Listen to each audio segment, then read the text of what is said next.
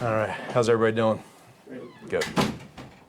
Before we get into serious things, looking at the Kelsey podcast today, and Patrick let the cat out of the bag. You gave him the plays before his visit.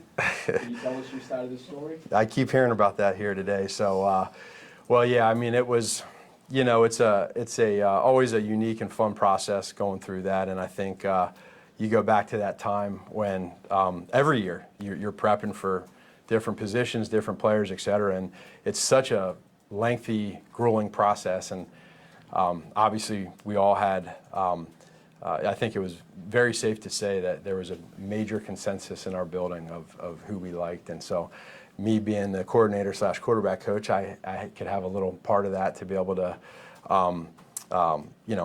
help out and see where he's at, and so I just know that Coach Reed and Veacher and a lot of other people in that building really like Patrick, including myself. And so you get a chance to meet with them. And, everybody has a process of what you go through. And, for us, it was able to go through some plays. And Coach has a phenomenal process of evaluation of many different positions. But in particular, I think his process of evaluating quarterbacks is awesome. And so that was just a part of the process, and I have not seen it yet, what you're talking about, but I can assume he's probably having some fun with it, and yeah, we definitely like Patrick. So it seems like yes that you gave him the answers or the plays. Say that again, I'm sorry? So that's a yes, you gave him the plays ahead of time?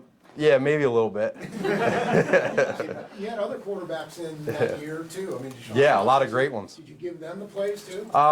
We were we went over different plays at different times throughout the process of different weeks and different months. I'll take that But no. but I thought Patrick did a hell of a job on the test.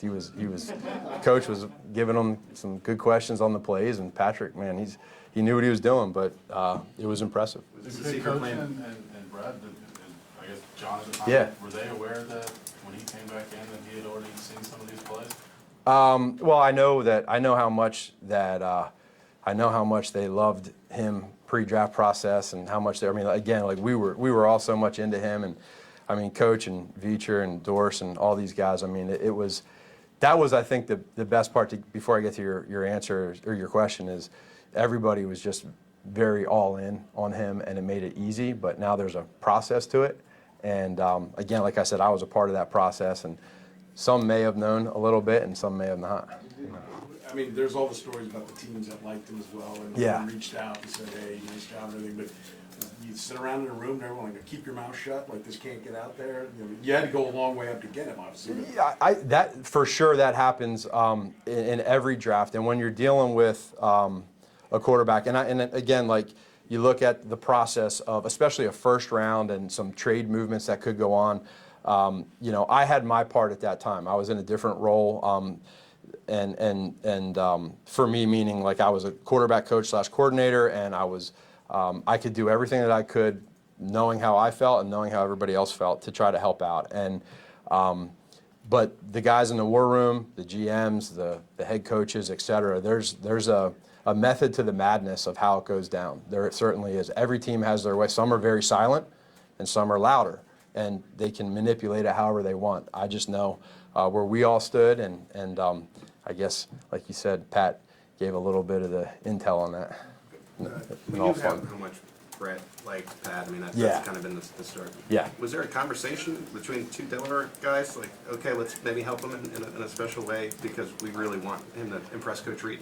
Well, again, I'll say this. I'll say that I know that when Coach was watching Patrick and just seeing, his tape on film and just in college, like every play that he had, I mean, Coach just kept talking about just the type of special plays that he was making. And obviously I know Veach was all over it, those two guys and Dorse. And so, I mean, it's, for me, to be able to, all of us, we talk. And so we all have talks, and then there's weeks and months and even longer than months that you talk about maybe a certain player, and you get closer and closer to the time of maybe drafting somebody, and you can get a big time liking for him. And but then at the same point in time, there's maybe some discussions of Delaware talk that could go down, and He definitely he was very big on Patrick, and I think it goes to show that he definitely knows what he's looking at with talent. Your connection with him very early on can be described as special. Like, just Yeah. seems like you guys have a thing going on. Why do you think that is? And who's that? You and Patrick. You know what? It's something where, again, I do go back on a serious note. I go back to this whole process and watching and a lot of different quarterbacks, a lot of different positions. Now, at that point in time, I was coordinator, so I was watching more positions than just quarterback. But when you find somebody that you all like and you really want to dig into where is he, and I think if you go back to remembering when he was coming out, there was a lot of concern about the conference that he played in, the defenses he was seeing, and was he going to translate from prior quarterbacks into an NFL quarterback, let alone a franchise future phenomenal quarterback. And for me, when you met the person, when you met Patrick, he's impossible to not like.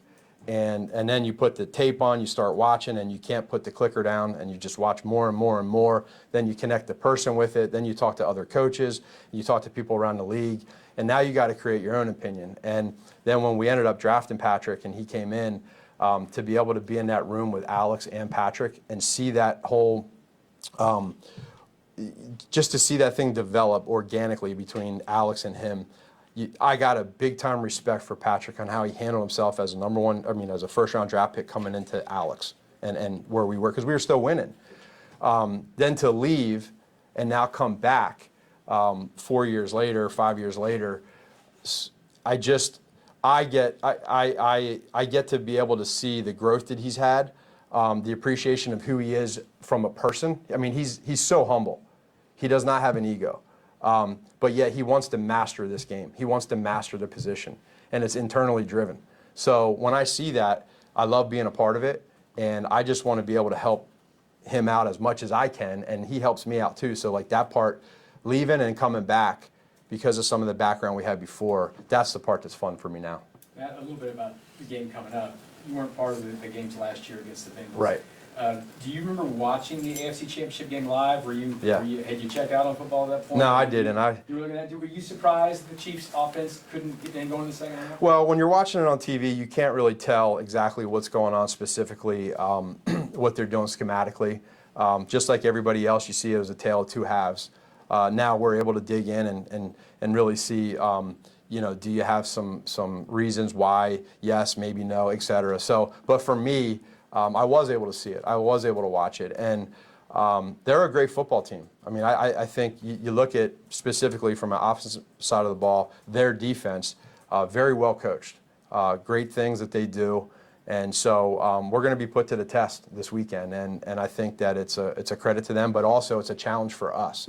And it's a playoff type atmosphere. Are there certain teams, maybe the Bengals, obviously the Bengals have fallen in this category if it is, but styles make fights, right? They say in boxing that what they do, their personnel is just kind of a bad matchup for Patrick, or is it just they had a good day, maybe the Chiefs didn't have as good a day? I do think it's a good question. I would say this, that every team has their own identity, and there's, like you said, to the boxing analogy, some matchups just don't work out right.